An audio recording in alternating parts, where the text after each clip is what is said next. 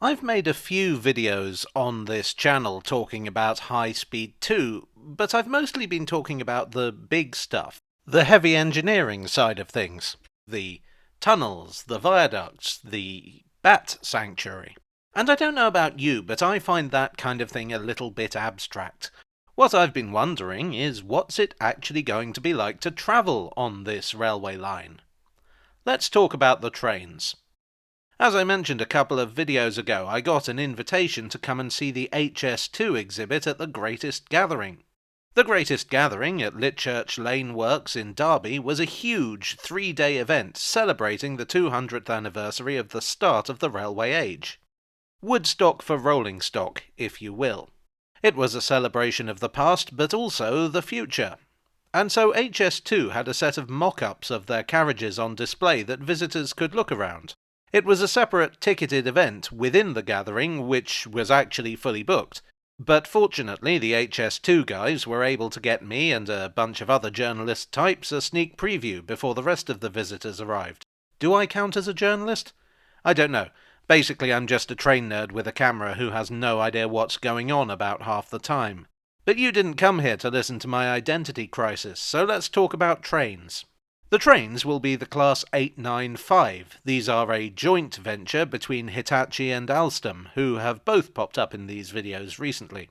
The Class 895s will of course be electric. They will be 400 metres long, but it will be possible to couple two units together if more capacity is needed. They will be able to travel at a maximum speed of 225 miles per hour over the HS2 line itself.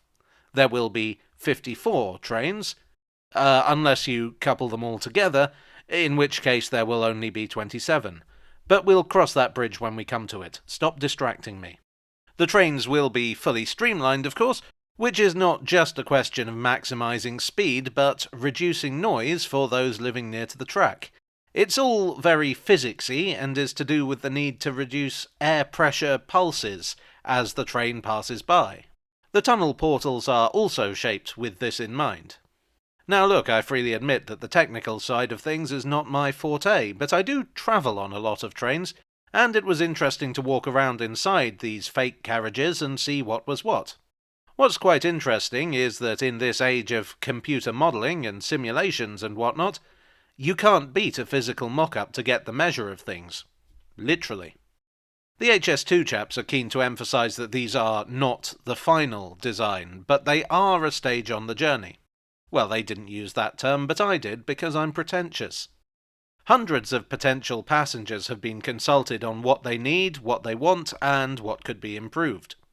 One of the questions I get asked the most about new trains is, what are the seats like? Well, I found them quite comfortable.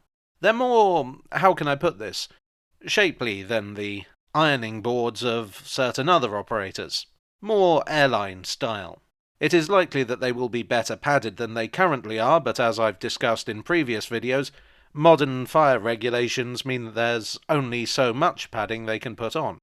What interests me is the features of these seats. For one thing, there's plenty of legroom, and they can actually recline. Basically, the seat bit that your backside is on slides forward, so you get to recline without ruining the journey for the passenger behind. We'll leave that to the loud and overstimulated child sat behind them. The seats include a fold-down tray, so far so standard, but the difference is that this one's actually designed to hold a normal-size laptop. There is a reading light. And one feature that was particularly on my mind was the power socket. There will be two between the seats in front of you. This was particularly on my mind, being as how I had no working power sockets on the train to or from Derby, possibly due to the same witch's curse that dooms me to always get a seat next to a pillar. The luggage racks are also of interest. The ones above the seats are larger than normal and include frosted glass, so your neighbour can't see what you're doing in the reflection. I've never been aware of this as a thing, but apparently this is a problem, and the frosted racks will solve it. There will also be larger luggage racks, the ones for the really big suitcases, in the middle of the carriage. Will that protect you from that one suitcase on wheels that decides to go walkabout in the middle of the journey? Well, I don't know. Carriages incorporate underfloor heating and air conditioning, both of which are very necessary in our temperate but turbulent climate. The lighting on the carriages can change colour depending on time of day, so that's nice too. While we're talking about it, the train interiors will not be this grey colour when they enter service. That's just so that testers can focus on the actual space and features of the train, rather than the decor that probably won't be decided on for a long time yet. A key consideration these days is accessibility. The wheelchair space is designed not just with wheelchairs, but with carers in mind.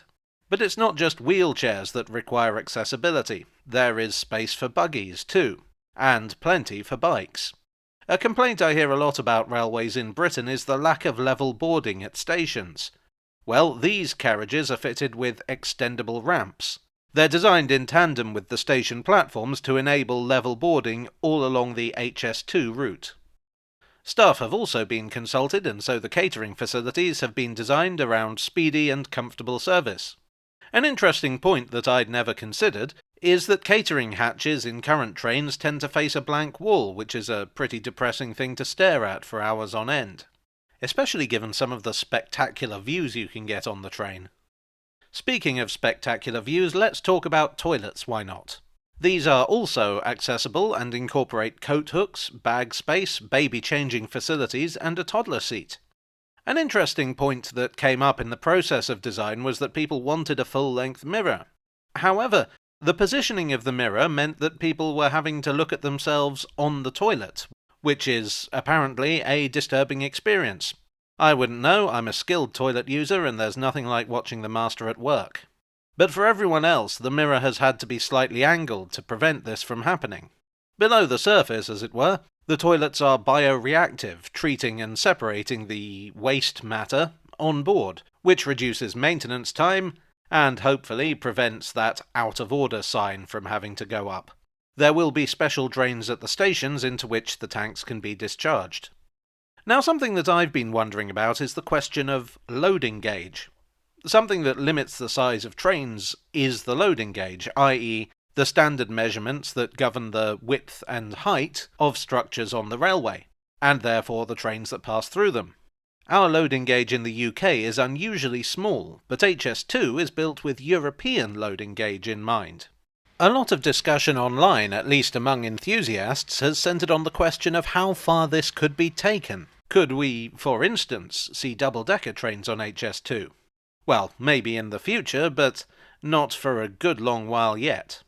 The main problem is that while HS2 is a purpose-built line and the Class 895s are purpose-built to run on it, or rather they will be, the High Speed 2 line as it stands will only run between London and Birmingham, and this unfortunately means that for the rest of the journey up the West Coast Main Line, these trains have to run on conventional track. Since it looks like the government have given up on the Leeds extension, and there doesn't seem to be much sign of anything happening to reinstate the extension to Manchester, let alone beyond, I fear that means that these trains are a bit of an intermediate stage. That's all politics, that's not what we're here to discuss. Personally, I think the engineers and designers have done a good job based on what we see here. They have to please passengers, staff, and even people living near the railway. They have to build a train for a new kind of railway, but also one that can operate on an old kind of railway. Even within those limitations, I think there's a lot to get excited about here, and frankly, I think there are a lot of features in these trains that I'd like to see on the conventional rail network. Of course, there's a lot more work to be done. I mean, mock-ups can tell you a lot, but not as much as a real completed train. And that's something I look forward to seeing. Well, I do hope you enjoyed today's video. If so, I would be grateful if you could leave a like and perhaps subscribe for more. I would like, as always, to thank my donors on Ko-fi, on Patreon, and here on YouTube for your generous support. You are the streamlined nose to my airflow. I would also like to thank the people at High Speed 2 who showed me around and answered my questions, no matter how stupid. All that remains is for me to say that I'll see you all again very soon. Cheerio.